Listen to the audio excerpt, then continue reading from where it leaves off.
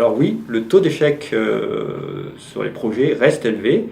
Il n'a pas tendance à évoluer beaucoup, c'est peut-être ce qui est le plus important, c'est qu'il a tendance à stagner en termes d'évolution positive, ce qui pose nombre de problèmes, parce qu'on voit que régulièrement on a des projets qui sont en échec, on en parle dans la presse régulièrement.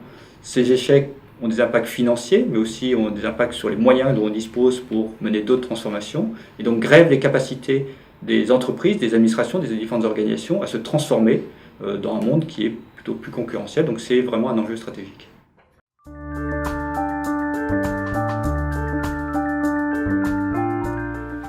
On parle de maturité parce qu'on peut bien sûr tenter de faire de la sécurisation de projets en souffrance, c'est même une nécessité pour les grands projets qui sont stratégiques, mais on voit bien que ça n'a pas d'effet durable.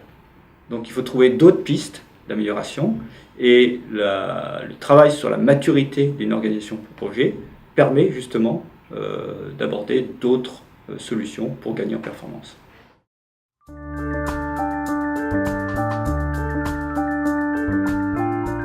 Pour travailler sur la maturité, on se concentre sur les processus de l'entreprise et pas juste sur un projet particulier. Pour ce faire, on va d'abord faire une évaluation de la maturité globale d'une organisation ou d'une sous-organisation, de l'ensemble de ces processus qui concourent à la réalisation des projets. Et dans un deuxième temps, et c'est là où c'est important, on va construire une trajectoire de montée en maturité de l'organisation, en veillant à prendre en compte bien sûr les objectifs et les enjeux de l'entreprise, mais aussi les moyens dont elle dispose et la complexité des projets qu'elle doit mener.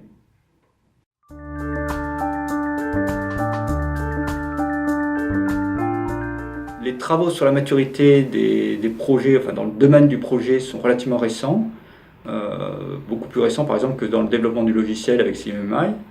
Malgré tout, on a un certain recul sur la mise en œuvre de ces référentiels, notamment de P3M3 que j'ai déjà cité, qui a été utilisé de façon relativement intense dans certaines administrations, telles que l'Australie, le Canada, l'Angleterre, aussi sur des grands projets tels que le métro de Londres ou le port de Rotterdam, avec des résultats assez exceptionnels. Donc oui, on a un retour positif sur la mise en œuvre de ces référentiels de maturité, sur ces modèles qui sont mis en œuvre derrière. Après, il faudra veiller à ce que les travaux qui sont faits dessus, si une entreprise veut travailler sur ce domaine-là, soient en lien avec les enjeux et les moyens dont elle dispose.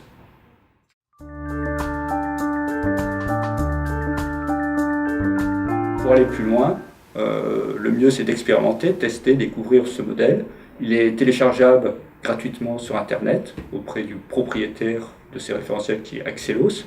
Il y a aussi un guide d'auto-évaluation qui peut être utilisé déjà pour avoir un premier aperçu de ce que c'est qu'une évaluation de la maturité, même si le guide d'auto-évaluation est une version simplifiée du modèle.